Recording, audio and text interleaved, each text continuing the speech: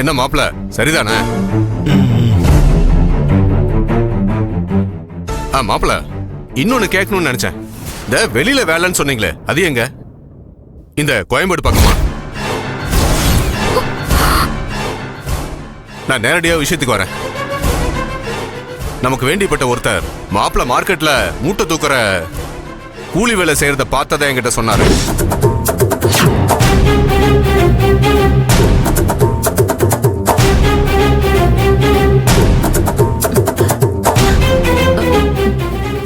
என்னங்க சொல்றீங்க?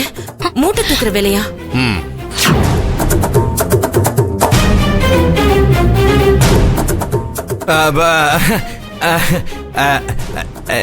நானாவது கூலி வேலை செய்யறதாவது மாமா, நான் ஏன் மாமா மூட்டை தூக்க போறேன்? யாரையோ பார்த்துட்டு நான் நினைச்சு தப்பா நினைச்சிருப்பாரோ என்னமோ. அதான் மாப்பிள நானும் சொன்னேன், கண்டிப்பா அது நீங்களா இருக்க மாட்டீங்கன்னு. என்னப்பா, யார் அப்படி சொன்னது? இருமா, நான் அவர்கிட்ட சொல்லிட்டு அவர் என் மாப்பிள்ளையா இருக்க மாட்டாருன்னு. ஆனா பாரு, அவர் எனக்கு ஒரு வீடியோ அனுப்புனாரு.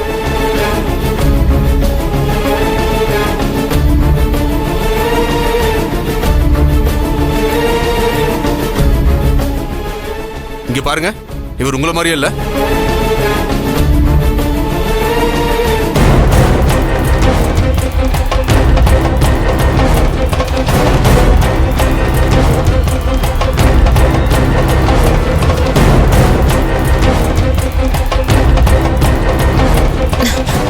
ஏங்க கொடுங்க.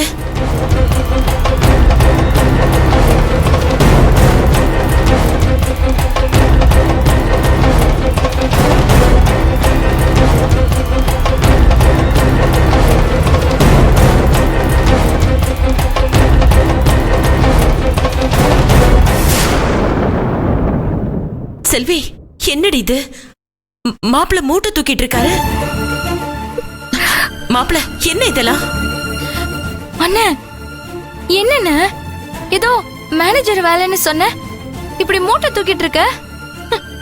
அண்ணா, ஏன் இப்படி போய் சொன்ன?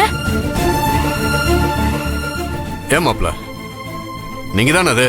இல்ல அது நீங்க இல்லன்னு சொல்ல போறீங்களா? இதான் உங்க அந்த ஏசி ஆபீஸா? என்ன மன்னிச்சிருங்க மாமா. நான் அப்பவே நினைச்சேன், படிக்காதவங்களுக்கு யார் மேனேஜர் வேலை கொடுப்பாங்கன்னு.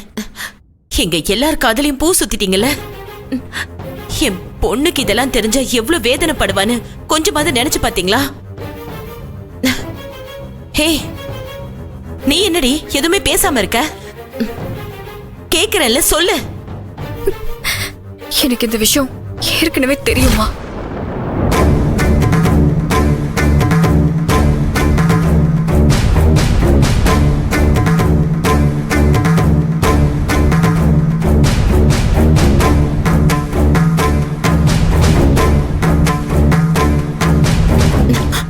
அதான பார்த்தேன், ரெண்டு பேரும் கூட்டு கலவானீங்கல்ல. ரெண்டு பேரும் சேர்ந்து எங்களை ஏமாத்திருக்கீங்கல்ல. இப்ப என்ன நடந்துருச்சுன்னு நீ இப்படி பேசிட்டு இருக்கமா? செல்வி, இதுக்கு மேல பேசினா என் பொண்ணுன்னு கூட பார்க்க மாட்டேன்.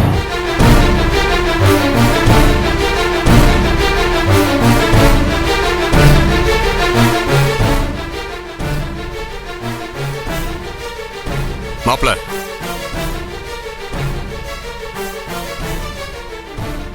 என்ன மாப்பிள்ள இதெல்லாம்? ஊர்ல இருந்து வந்த ஒருத்தர் போன்ல வீடியோ எடுத்து நாக்க புடிங்கிற மாதிரி கேள்வி கேட்கிறாரு. இல்ல மாமா, எனக்கு வேற வழி தெரியல. கிடைச்சது இந்த ஒரு வேலை மட்டும்தான், அது எதுக்கு விடணுமே அப்படின்னு தான். ஆனா கூடிய சீக்கிரம் ஒரு நல்ல வேலை கிடைச்சிரும் மாமா. என்ன மாப்பிள்ள பேசுறீங்க? இதுக்காக என் பொண்ணை உங்களுக்கு கல்யாணம் பண்ணி கொடுத்தேன். அந்த சில சரிசமமா இல்லைனாலும் பரவாயில்ல, ஹோட்டல் வச்சிருக்காரு, கௌரவமான குடும்பம் தான் உங்களுக்கு நான் செல்வியை கல்யாணம் பண்ணி கொடுத்தேன். ஆனா அந்த ஹோட்டலை விட்டு கொடுத்துட்டு நீங்க செஞ்ச தொழிலையும் உங்க அண்ணன் நல்லா இருக்கணும்னு விட்டு கொடுத்துட்டு இப்ப மூட்டை தூக்குற வேலை செஞ்சா என்ன அர்த்தம்? அப்பவே நான் படிச்சு படிச்சு சொன்னேன், எல்லாத்தையும் கொடுத்துட்டு கடைசியில ஒண்ணு இல்லாம நிப்பீங்கன்னு. அது இப்ப நடந்துருச்சு. ஐயோ, இத நான் எங்க போய் சொல்வேன், யார்கிட்ட புலம்புவேன்? நல்ல குடும்பம், ஓரளவுக்கு வசதி இருக்கு, எல்லாத்தையும் விட என் பொண்ணுக்கு பிடிச்ச கூட்டு குடும்பம்னு தான் எந்த தகுதியும் பார்க்காம என் பொண்ணை அனுப்பி வச்சோம்.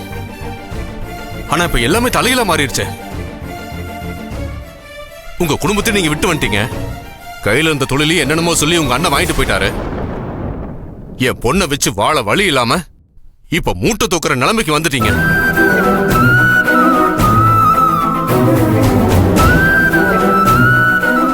அண்ணே, ஏன் அமைதியா இருக்க? பதில் சொல்லுண்ணே. இப்படி எல்லார்கிட்டயும் போய் சொல்லிட்டு நீ இப்படி ஒரு வேலைக்கு போணுமாண்ணே?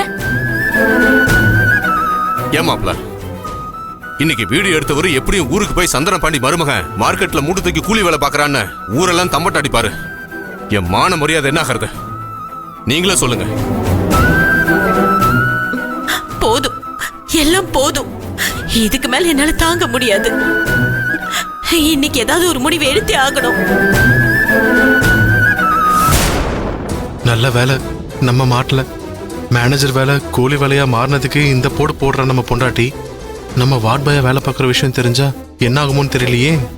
சரி, மாட்டினா எப்படியாவது சமாளிப்போம். மாமா, நீங்க சொல்றது எல்லாமே சரிதான். ஆனா என் நிலைமையில இருந்து கொஞ்சம் யோசிச்சு பாருங்க. வீட்டில் இத்தனை பேர் இருக்கோம். எல்லாரையும் பார்த்துக்க வேண்டியது என்னோட கடமை. அதுக்கு பணம் வேணும். அதுக்கான வழியத்தான் நான் செஞ்சேன். நான் இப்படி பேசுறேன், தப்பா எடுத்துக்காதீங்க. மூட்டை தூக்குற வேலை உங்க ஊருக்காரங்களுக்கு வேணா கேவலமான வேலையா இருக்கலாம். ஆனா எனக்கு அப்படி இல்லை. நேர்மையா சம்பாதிக்கிற எல்லா வேலையும் நல்ல வேலை தான். மாப்ள, நீங்க 1000 காரணம் சொன்னாலும் என்னால அதை ஏத்துக்க முடியாது. நீங்க வாழ்க்கையில உழைச்சு முன்னேன்னு சொன்னப்போ நான் குறுக்க நிக்கல. நான் சப்போர்ட்டா தான் இருந்தேன்.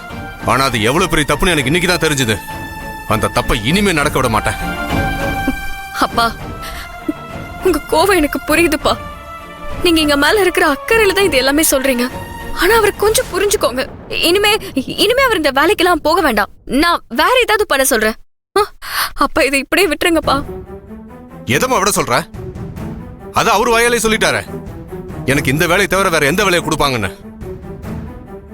இவருக்கு தெரிஞ்சதெல்லாம் ஹோட்டல் தொழில். இனிமே இவர் அதை பண்ண போறதில்ல. இதுக்கு மேல இவருக்கு வேற எந்த வேலையும் கிடைக்க போறதும் இல்ல. வேணும்னா இந்த மாதிரி இன்னொரு கூலிக்கு மாரடிக்கிற வேலை தான் கிடைக்கும்.